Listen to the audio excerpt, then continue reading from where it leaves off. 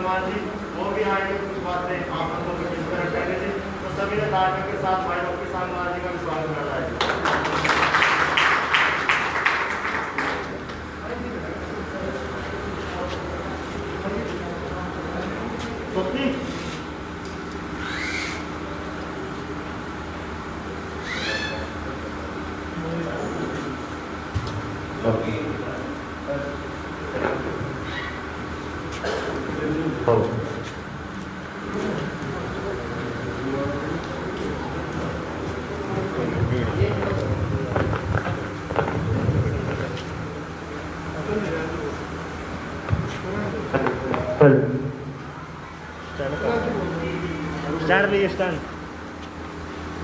बहुत ही मान व सम्मान के योग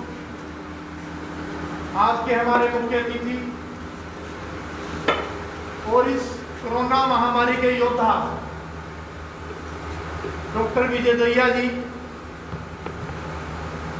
उनके साथ पधारे डिप्टी सीएमओ साहब डॉक्टर वागीश हुसैन जी, मैं आप सभी का यहाँ ग्राम मुंडा माजरा में पहुंचने पर समस्त सभी ग्रामवासियों की तरफ से, समस्त सभी महिलाओं की तरफ से, बड़े बुजुर्गों की तरफ से, युवा शक्ति की तरफ से बहुत बहुत धन्यवाद करता हूं, आपका अभिनंदन करता हूं। तो सबसे पहले तो मैं ये कहना चाहूंगा, बड़े बुजुर्गों, माताओं, बहनों, हम उम्र नौजवान साथियों, आज का जो मुख्य उद्देश्य सीएमओ साहब का हमारे बीच में आने का है, वो एक कोरोना वायरस को लेकर जागरूकता अभियान के दौरान कि हमें पता लगेगा कि इस बीमारी से भविष्य में भी हम कैसे बच सकते हैं और कौन सी वो ऐसी बातें हैं जिससे कि हम अपने परिवार की भी सुरक्षा कर सकते हैं। तो मैं तो ना ज्यादा वक्त लेता हुआ आपको एक बात और कहना चाहूंगा कि अगर हमारी 32 साल की उम्र हो गई है कि हमने अपने जीवन में साक्षात रूप से जो काल हमारे देश पर, पूरे विश्व पर जो है बीमारी का साया चल रहा है, मैं आशा करता हूं और परमपिता परमात्मा से दुआ भी करता हूं, क्योंकि आज जो साक्षात रूप से परमात्मा है जो कि हमें इस बीमारी से बचा सकते हैं, हमारे बच्चों की, बड़ों की जान बचा सकते हैं, वो केवल और केवल डॉक्टर हैं, हमारे सीएमओ साहब हैं, मतलब पूरे भारत के, पूरी दुनिया के, विश्व के डॉक्टर हैं जो कि हमें इस बीमारी से कहीं ना कहीं बचा सकते हैं। बड़ा अपना समय देखा जी आप सभी ने, और न जाने भविष्य में भी यह बीमारी कितनी लंबी चलेगी।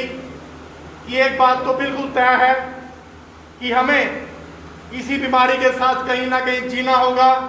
इसी बीमारी के साथ हमें अपने आप को भी संभालना होगा, अपने परिवार की भी सुरक्षा करनी होगी। अब विस्तार से तो आज के हमारे मुख्य अतिथि डॉक्टर विजय दहिया जी हमें बताएंगे, और मैं तो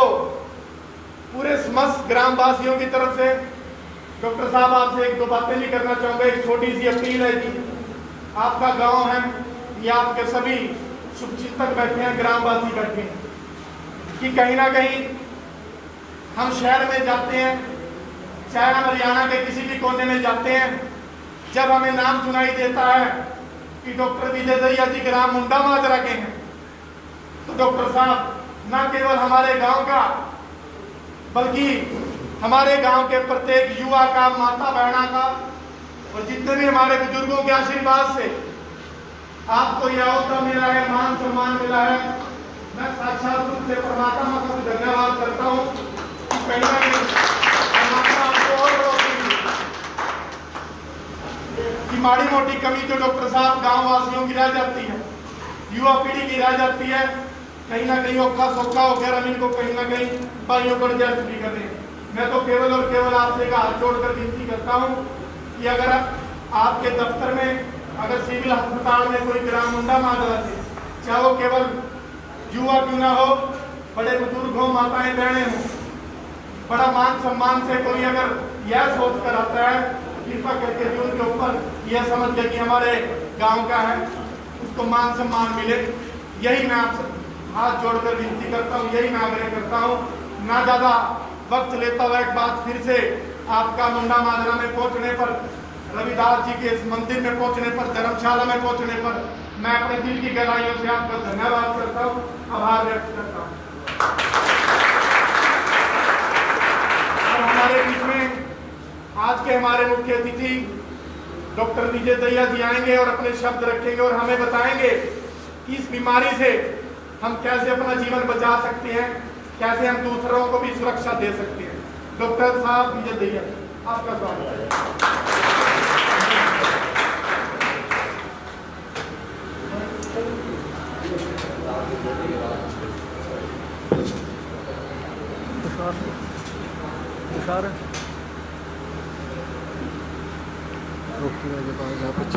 गुरु रविदास प्रबंधक सभा मुंडा माजरा के प्रांगण में उपस्थित सुरेश प्रधान जी, मेरे छोटे भाई आंखा जी, सुरेश जी, कुलदीप लालर जी, रविंदर जी, सबसे पहले तो मैं आप सभी का हार्दिक धन्यवाद करता हूं कि इस बहुत ही महत्वपूर्ण विषय पर चर्चा करने के लिए जब हमने पहला कोई कार्यक्रम सोचा कि हम आम व्यक्ति तक कैसे पहुंचे, तो मैंने रॉकी से बात की। मैंने कहा इस तरह का कोई कार्यक्रम करना है, तो इसने कहा सर्च कीजिए, सबसे पहले तो अपने मुंडे माजरे में कीजिए। तो इसके लिए भी मैं उन्हें बधाई देता हूं, आप लोगों का भी धन्यवाद करता हूं कि इस समय में जब हर व्यक्ति चिंतित है इस बीमारी को लेकर, आप सब लोग एक ही प्लेटफॉर्म पे इकट्ठे हुए हैं। और ये एक ऐसी बीमारी है कि बहुत सी बीमारियां आपने देखा होगा कि पिछले कुछ समय से बड़ी बड़ी बीमारियां, चेचक, हैजा के बारे में आपने सुना होगा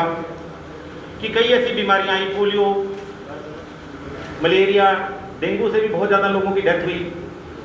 लेकिन विश्व के स्तर पर पूरे संसार में एक ऐसी महामारी पहले शायद 1920 में आई थी, जब एक इसी तरीके के स्पेनिश फ्लू की वजह से बहुत से लोगों की संसार भर में डेथ हो गई थी। 1920 का कोई व्यक्ति शायद इस बीच हमारे बीच में उपस्थित नहीं है। 100 साल की बात होगी, इक्का दुक्का कोई आदमी होगा, ये शायद वो भी नहीं है। 100 साल पहले एक ऐसी महामारी आई थी जिसके बारे में बहुत से लोगों ने सिर्फ किताबों में, लेकिन और ये जो हम आज देख रहे हैं, हर व्यक्ति मुंह पे मास्क लगाए घूम रहा है, ये हमारे बच्चों के लिए, युवा वर्ग के लिए एक नई सी चीज है। कैसी क्या चीज आ गई, ऐसी क्या बीमारी आ गई जिससे बचने के लिए हमें हर वक्त 24 घंटे ये मास्क डालना पड़ रहा है। यदि हम बिना मास्क के शहर में कहीं घूमते हैं तो पुलिस उठाकर उसका 500 रुपये का चालान कर देती है। क्या ऐसी जरूरत पड़ गई है? तो बहुत सी तरीके की भ्रांतियां हैं लोगों के बारे में। इस बारे में हम ये सोचते हैं कि शायद ये सरकार का दबाव है, ये कहीं मीडिया का पाखंड तो नहीं है कि हर व्यक्ति को कई लोग इस तरीके की भी बातें करते हैं कि शायद कोई मल्टी नेशनल कंपनीज हैं, उन्होंने अपनी वैक्सीन या उन्होंने अपनी दवाइयाँ कहीं सेल करनी है, उसके लिए इतना प्रचंड प्रचार किया जा रहा है, इसलिए ये सारा का सारा डर का और खौफ का एक माहौल सारे विश्व में तैयार किया जा रहा है। लेकिन ऐसा नहीं है। हमें थोड़ा सा इसकी बीमारी की गंभीरता के बारे में सोचना होगा, और उसके लिए छोटे छोटे उदाहरण मैं आप लोगों के सामने प्रस्तुत करूंगा कि आज संसार में सबसे बढ़िया नंबर 2 का अगर हेल्थ केयर सिस्टम है, यानी कि स्वास्थ्य विभाग, चाहे वो प्राइवेट सेक्टर का हो चाहे वो गवर्नमेंट सेक्टर का हो, यदि सबसे इफेक्टिव और बढ़िया नंबर 2 का, दूसरे सारे संसार में नंबर 2 का जो हेल्थ केयर सिस्टम है वो इटली का है। और इटली में जो मौतें हुई हैं, वहां इतने सारे लोगों की डेथ्स हुई हैं कि वहां डेड बॉडीज की चट्टे लग गए, उनका डिस्पोजल मुश्किल हो गया। फिर अमेरिका जैसा कंट्री, वहां के राष्ट्रपति ने खुद कहा कि मेरे देश में लगभग 2 लाख लोग मरेंगे। लेकिन हिंदुस्तान में जो हमारी मौजूदा सरकार है, चाहे वो केंद्र की सरकार है चाहे हमारे प्रदेश की सरकार है, उसने एक निर्णय लिया कि नहीं, यदि हम न्यूनतम स्तर की भी बात करें कि हमारी इस बीमारी की वजह से 2% लोगों की डेथ हो जाएगी, तो यदि हम एक हिंदुस्तान की 125 करोड़ जनता की बात करें तो लगभग उसका 3% मिले तो 3 करोड़ 75 लोग, कि हमारे देश के 3 करोड़ 75 लोग मरेंगे और फिर ये बीमारी लुप्त हो जाएगी। तो ये निर्णय करने के लिए लोगों को तैयार करना है, उनको बचाना है कि क्या इसको रोका जा सकता है। सबसे बड़ा जो चैलेंज आया वो आया स्वास्थ्य सेवाओं के ऊपर, जो दबाव आया उसमें भी जो हमारे प्राइवेट सेक्टर के जो संस्थान थे शुरू में वो पीछे हटने लगे। लगभग सभी प्राइवेट हॉस्पिटल ने अपने अपने दुकानें दरवाजे बंद कर दिए, क्योंकि कोई भी व्यक्ति को लगता था कि जब हम किसी व्यक्ति को मरीज को ठीक करेंगे, और यदि हम आज में आंकड़ों की बात करें तो हजारों की तादाद में हिंदुस्तान में ऐसे डॉक्टर्स हैं जिनकी इस बीमारी की वजह से डेथ हो चुकी है। जो बीमारी का इलाज करते हुए मरीजों के संपर्क में आए, हजारों की तादाद में ऐसे डॉक्टर हैं जिनकी अनफॉर्चुनेट कंडीशन में डेथ भी हुई है। तो ऐसी व्यवस्था में, ऐसे समय में एक स्वास्थ्य सिस्टम को तैयार करना और इस बीमारी का जो भय है वो लोगों के दिमाग में से धीरे धीरे निकालना, क्योंकि अगर हम कितना भी कोशिश कर लें, कितनी भी जानकारी दे दें, लेकिन अगर हमारे अड़ोस पड़ोस में या हमारे आसपास में, हमारे जानकारी में अगर कोई डेथ होती है तो उसका इम्पैक्ट एकदम से पड़ता है और लोगों को लगता है कि ये इस बीमारी से, तो फिर भय होना निश्चित हो जाता है। हर व्यक्ति उसे डरने लगता है, चाहे वो स्वास्थ्य विभाग का कर्मचारी हो, चाहे वो आम जनता हो। तो एक प्रयास किया गया और ये देखा गया कि ये बीमारी हालांकि एक व्यक्ति से दूसरे व्यक्ति को फैलती है, संक्रमण होता है एक व्यक्ति से दूसरे व्यक्ति को। अगर ड्रॉपलेट इन्फेक्शन है तो यदि वो व्यक्ति एक दूसरे के संपर्क में आता है तो उसको बीमारी होना निश्चित है, लेकिन फिर भी इसको रोका जा सकता है। कैसे रोका जा सकता है कि यदि एक व्यक्ति जिसको संक्रमण है, इन्फेक्शन है, वो भी मास्क डाले और दूसरा व्यक्ति जिसको बीमारी नहीं है वो भी मास्क डाले और वह लगातार इस मास्क का प्रयोग करता रहे, तो इस बीमारी के एक दूसरे से होने की संख्या को घटाकर 5% पर लाया जा सकता है। इसीलिए मास्क को बिल्कुल मैंडेटरी कर दिया गया। आप लोगों की जानकारी के लिए बताना चाहूंगा कि बहुत सी ऐसी कंट्रीज हैं जहां पे हर वर्ष या हर तीसरे, चौथे, पांचवें साल में ये फ्लू के बहुत सारे केसेस निकलते हैं और जिनका नेचुरल इम्यूनिटी है वो कम होती है, उन लोगों में इसकी वजह से डेथ भी हो जाती है। तो ऐसे कंट्रीज में अगर यदि आप जाओगे तो वहाँ अगर आप फॉरेन कंट्री में जाओ तो बहुत से ऐसे देश हैं, एक पर्टिकुलर सीजन में, खासतौर पे जब सर्दियाँ शुरू होती हैं या बारिशें शुरू होती हैं, तो वहाँ वो लोग इस मास्क का लगातार प्रयोग करना शुरू कर देते हैं। लेकिन क्योंकि हमारे देश में एक नया था, आज से पहले किसी ने इस मास्क का प्रयोग नहीं किया था, हमारे लिए एक नया चैलेंज था कि कैसे हम लोगों को तैयार करें कि वो मास्क पहने। इसी तरह से हमारे यहाँ आपने देखा होगा कि गले मिलने का, हाथ मिलने का, अच्छे जब तक हम किसी से अच्छी तरह से हाथ नहीं मिलाएंगे तो वो उसको लगता है कि इसने तो मेरे से ढंग से बात ही नहीं करी। तो ये सोशल डिस्टेंसिंग के लिए आपने थोड़ी सी दूरी बना के रखना है, मास्क का प्रयोग पहनना है और लगातार बिना व्यक्ति को कि भाई आप घर पे रहिए, कि आपको घर पे रहना मंजूर है, आपको घर पे ही रहना पड़ेगा। सरकार ने दिन में और रात में भी कर्फ्यू लगा दिया। और यदि ये काम किया गया तो मार्च से लेकर आपने देखा होगा कि अभी तक,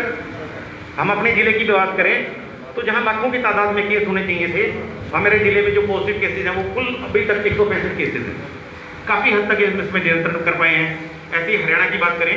तो 20,000 के लगभग टोटल हरियाणा में हमारे पास केस है और हिंदुस्तान में भी केस की संख्या इतनी बड़ी आबादी होने के बावजूद भी बहुत कम है।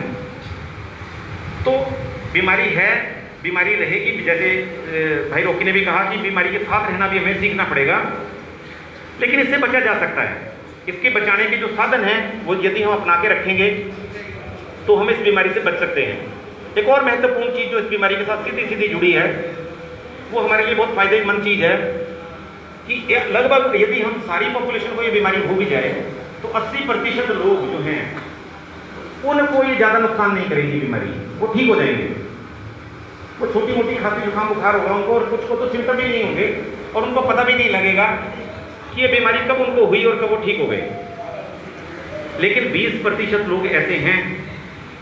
जिनमें इम्यून का स्तर उनका खुद का कम है। वो कौन से लोग हैं? जैसे कि हमारे बुजुर्ग लोग हैं जिनकी उम्र 60 साल से ऊपर की है, 70 साल से ऊपर की है, क्योंकि उम्र के साथ साथ हमारे शरीर में बीमारी से लड़ने की ताकत धीरे धीरे कम होती चली जाती है। या जो अभी भी पैदा बच्चे हुए हैं, छोटे बच्चे हैं, उनमें अभी शरीर में बीमारी से लड़ने की ताकत होती ही नहीं है, जो धीरे धीरे समय के साथ बनती है। ऐसी जो गर्भवती महिलाएं होती हैं उनमें भी बीमारी से लड़ने की ताकत, जिसको हम इम्यूनिटी बोलते हैं, वो कम हो जाती है। कुछ लोग हमारी कुछ बीमारियों से पीड़ित होते हैं, जैसे कोई टीबी का मरीज है, किसी को ब्लड प्रेशर की बीमारी है, किसी के गुर्दे खराब हैं। यदि ये बीमारी ऐसे व्यक्तियों के पास चली जाएगी तो बहुत बड़ी संभावना होती है कि उन व्यक्तियों की इस बीमारी की वजह से मृत्यु हो सकती है, और हॉस्पिटलाइजेशन तो उनको करना ही करना पड़ेगा, हॉस्पिटल तो जाना ही पड़ेगा, क्योंकि थोड़े दिनों में उनको सांस लेने में तकलीफ होगी, उनके जो सारे सिस्टम है वो काम करना बंद कर देंगे और उनको वेंटिलेटर पे भी लगाना पड़ सकता है। तो जो हमारा स्वास्थ्य विभाग का या सरकार का काम इन दिनों रहा वो यही रहा कि हमारे माध्यम से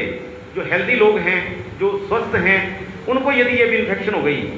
तो वो कोई भी व्यक्ति है अगर वो बीमार होगा तो सबसे पहले कहाँ जाएगा? अपने घर के पास जाएगा, अपने घर के लोगों के पास जाएगा, वो दूर नहीं रह सकता उनसे ज़्यादा दिन तक। और बहुत से तो लोग ऐसे हैं बहुतायत में जिनके कमरे एक ही मकान में कई लोग रह रहे हैं। तो जब ऐसा व्यक्ति वायरस को लेकर ऐसे बीमार व्यक्ति के पास चला जाएगा जिसका खुद का बीमारी से लड़ने की ताकत कम है, तो एक संभावना बनती है कि उसको भी इन्फेक्शन हो जाएगी,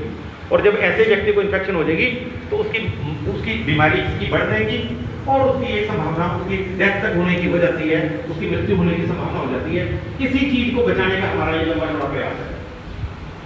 दूसरे कंट्रीज में जैसे हम इटली की बात करें, वहाँ बहुतायत में संख्या जो सीनियर लोगों की है, वहाँ 80 साल से उम्र ज्यादा के लोग बहुत ज्यादा लोग बहुत ज्यादा यूज करते हैं। तो जब एक से दूसरे को बीमारी हुई तो लगातार एक एक घरों में, एक एक फ्लैट में जो हमारी 30 स्टोरी बिल्डिंग थी उसमें लगातार लोगों की डेथ होने लगी। तो हमारा जो सिस्टम है वो स्ट्रक्चर मारा गया अपनी तरफ से। इसी तरह से अमेरिका में हुआ। हम किसी तरह से उनका उदाहरण देखकर, उनकी व्यवस्था को देखकर हम जो करने हो गए और हम इस बीमारी से काफी हद तक अपने लोगों को बचा पाए। काफी समय निकल गया है, लगभग 7 महीने, मार्च से शुरू हुआ 4 महीने निकल गए हैं, 15-20 अगस्त तक अगर और समय ऐसे ही निकल जाता है तो बहुत बड़ी संभावना है कि शायद बहुत ज्यादा लोगों की मृत्यु हमारे यहाँ ना हो, हॉस्पिटलाइजेशन की भी बहुत लोगों को झुकना पड़े, क्योंकि धीरे धीरे जब बीमारी फैलती है तो जो व्यक्ति बीमारी के हल्के संक्रमण में आता है तो उसके अंदर इस बीमारी के अगेंस्ट एंटीबॉडी बननी शुरू हो जाती है, उसके अगेंस्ट इम्यूनिटी बननी शुरू हो जाती है और फिर उस व्यक्ति को इन्फेक्शन नहीं होती, और यदि होती भी है तो ज्यादा गंभीर तरीके की नहीं होती और वो व्यक्ति उस बीमारी से बच जाता है। और ये जो प्रचलन मास्क का है, इससे WHO ने शुरू में WHO ने ये कहा था, वर्ल्ड हेल्थ ऑर्गेनाइजेशन जो है, कि जो मास्क मैंने डाला हुआ है ये N95 मास्क बोलते हैं इसको, इससे आपका 95% बचाव होता है,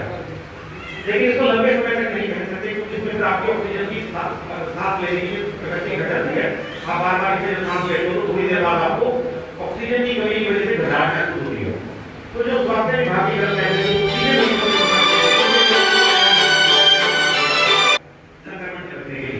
एक आम हेल्दी व्यक्ति जो मार्केट में, शहरों में घूम रहा है, आसपास के लोगों में, उनके लिए हमारा ये कपड़े का बना हुआ मास्क जो है,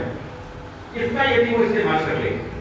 तो ऐसा व्यक्ति दूसरा जिसने बीमारी है उसने भी ये मास्क डाला हो और इस व्यक्ति ने जिसको कोई बीमारी नहीं है ये मास्क डाला हो तो आपस में एक दूसरे से संक्रमण होने की ये मैम साहब का फोन आ रहा था, भाई ने कह दिया बस बंद कर दे लाइट।